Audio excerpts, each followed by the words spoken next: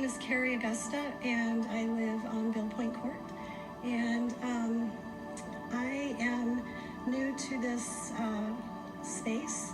I am an undergrad student at the University of Washington, working on my honors undergrad thesis for anthropology, where I am looking at the transformation of white identities around race and inclusion.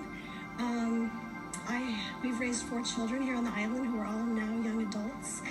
And it was a year ago that I became awakened to the whole reality that my white lens framed things in ways that created a positivity in my outlook at how I viewed my community and my experiences.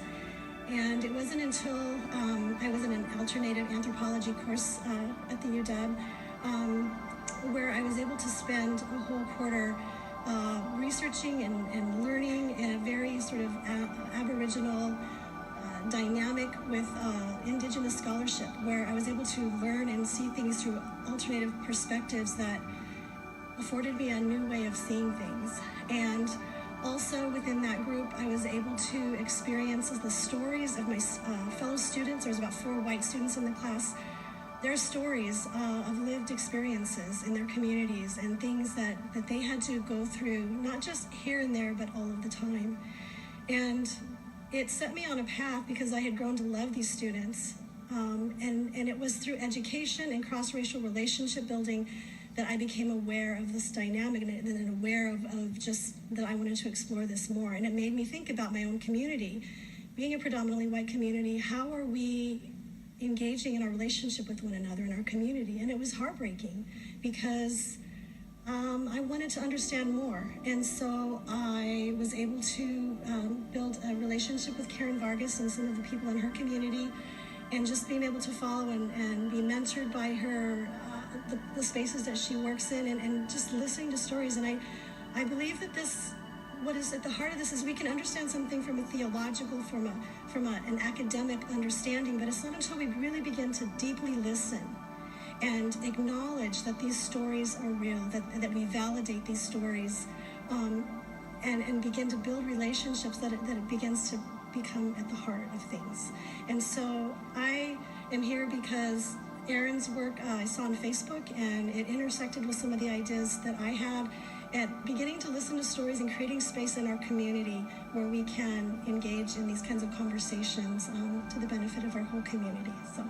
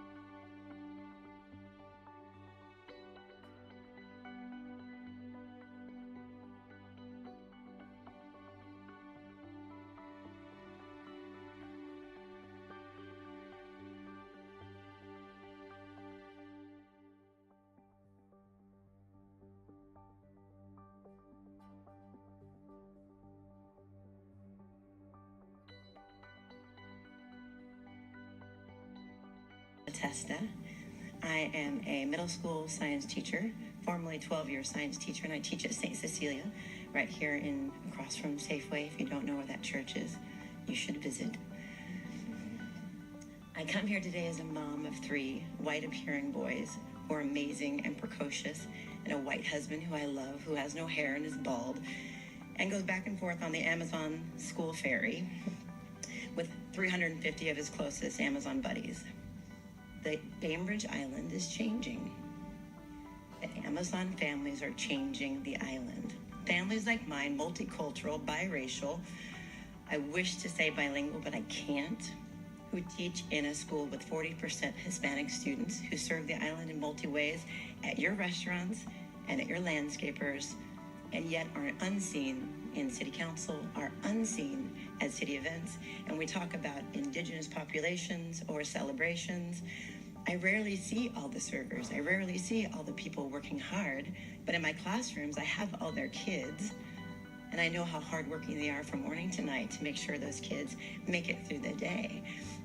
As a responsibility for my white-appearing amazing sons, I would love to say this before you today is an opportunity. So as much as you're hearing from my amazing colleagues who are giving you these opportunities, and whatever triggers you leave here tonight with of, oh my gosh, this is a problem, this is your opportunity that's laid before you. I think there is hope in every single one of their stories.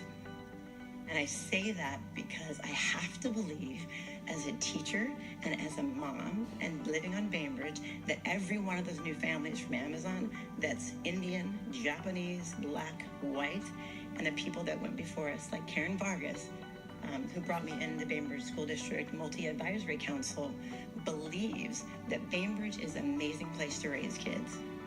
They need relationship and reciprocity with leaders who look a little bit like them. They need opportunities to talk about safe spaces where we can talk about nigger, or we can talk about someone calling them a name. This happens. Kids are practicing these things because they don't have relationships with African Americans. They don't have relationships with Hispanic, SPIC. They don't have relationships, so they use Crocker. It's up to us on our island to guide our students and also to give them the kind of love and relationship. And that only happens by speaking with clarity, truth, and with expedience on matters that matter the most to the island. If you raise your kids here, you want your kids to come back and be near my kids. I want a tribe of healthy-minded individuals who are intelligent with respect to race. Thank you.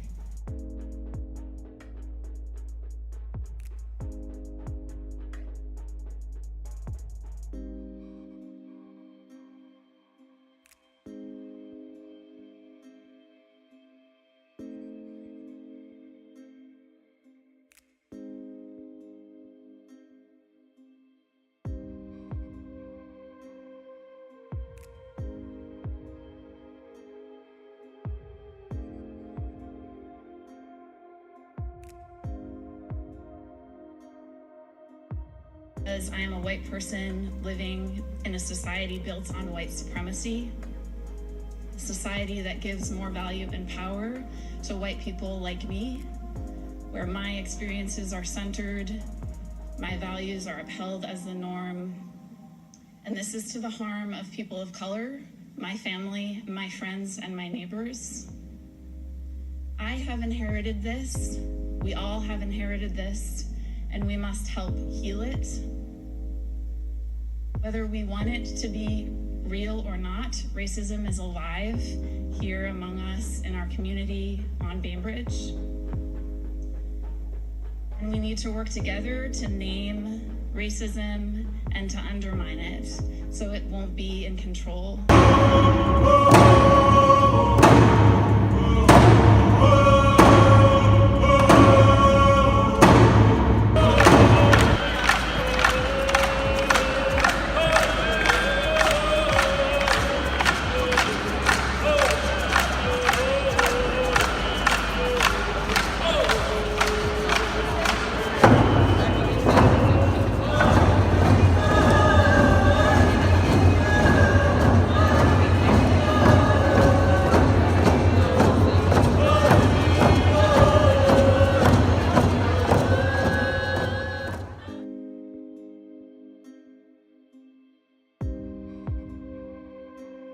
Out to all the school districts in Kitsap County to send administrators, staff, teachers, and students to be a part of this conference.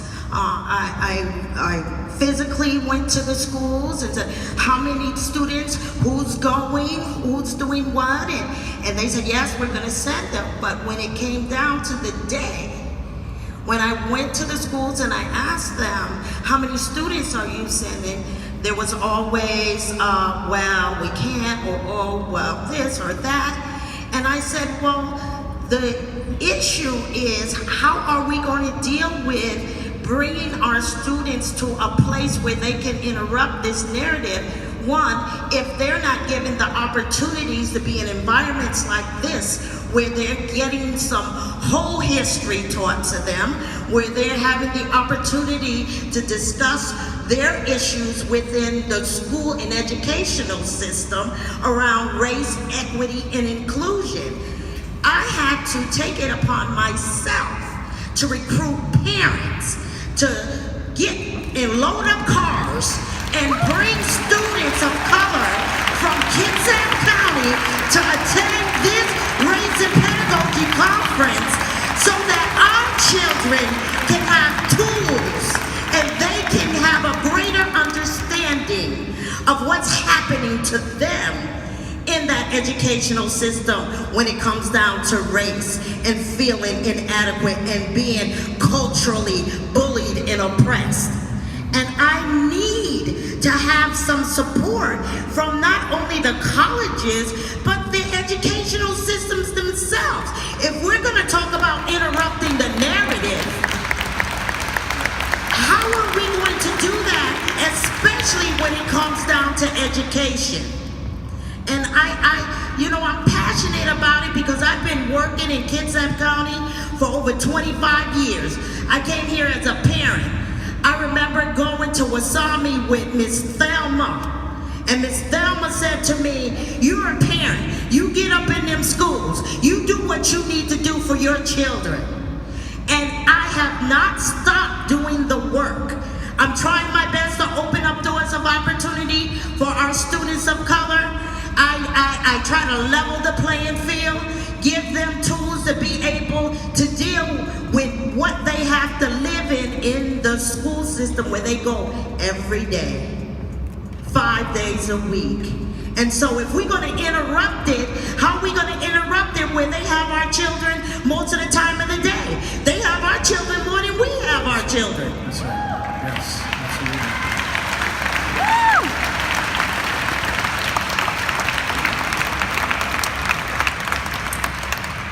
I'm so happy we're ending with your testimony, because what you're showing exactly to all of us is exactly what it takes to be able to move this forward, right? And so everybody, when we're done here, give her what she needs. Woo! And everybody, give everybody what you all each need. There's a lot of us that are doing the work and we feel lonely and we feel underappreciated all the time. And we feel unsupported because we are, right?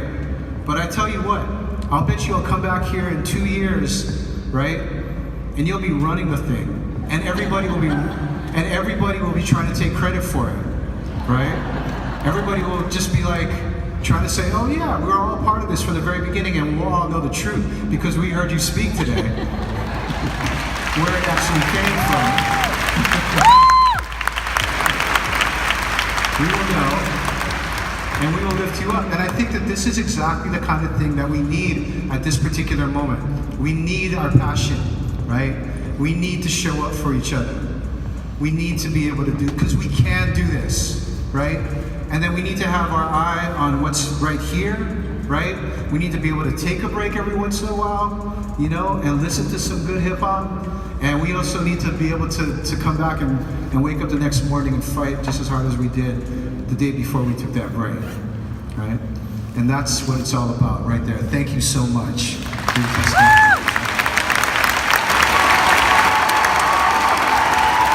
Somebody said Black Lives Matter. Black Lives Matter. Black Lives Matter. Black Lives Matter. Black Lives Matter.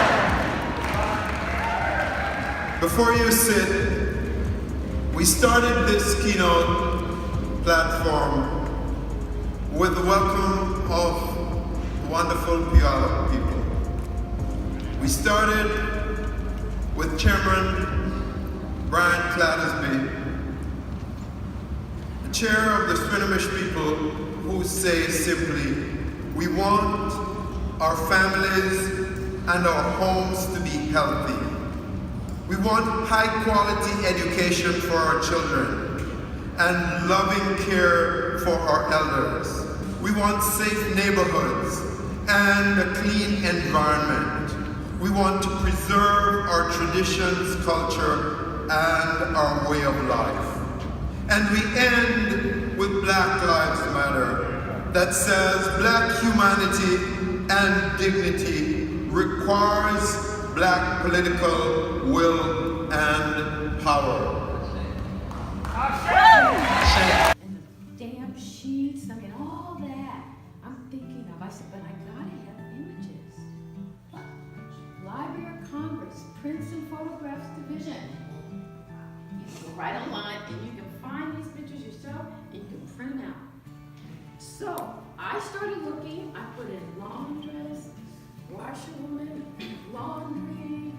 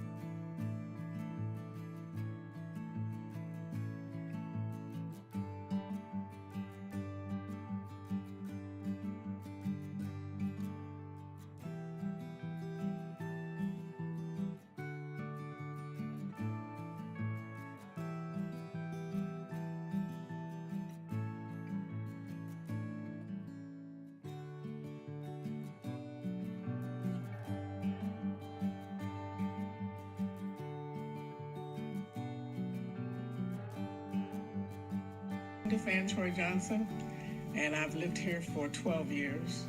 I am an author and a mother and a Black woman. The first question I always get asked is, how long you been here? Like there's a certain number that means I'm okay.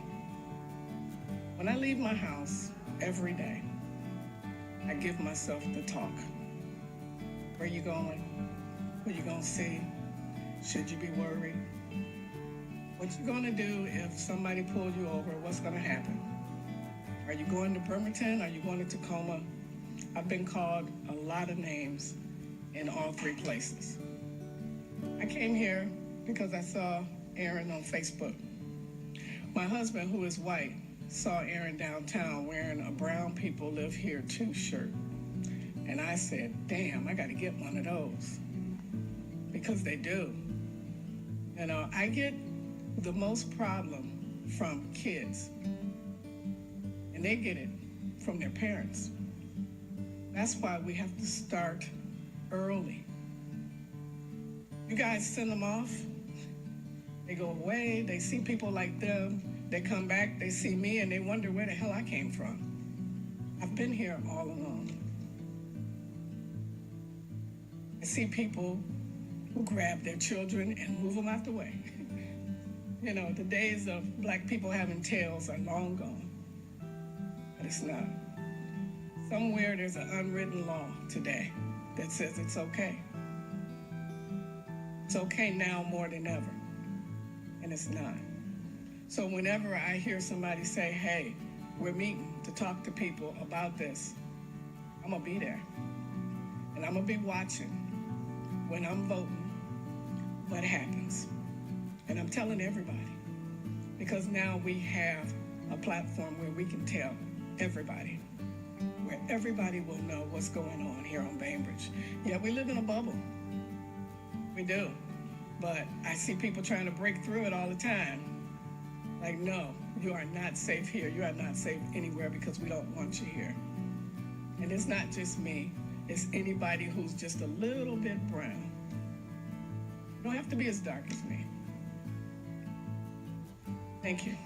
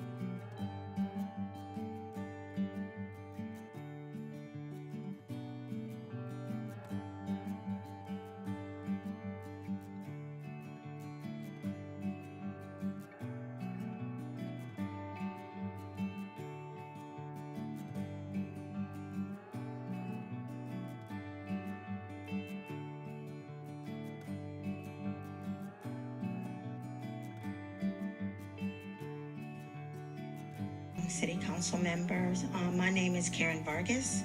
I moved here back in 1992. My husband and I were raising 3 children. When we got here, we found out that we were one of the only African American families that was living here on the island at that time. My children had a very difficult time in the school district. I had my oldest son, Zach Townsend, that would come home and he would cry because he would say, "I do not want to be black." And he meant that thing. And it hurt me to the core of my heart that here it was, a 3rd grader, coming home every day crying about being who he was. I had my daughter that was in the 2nd grade, and she stopped talking. She withdrew. She was very depressed. She didn't want to go to school.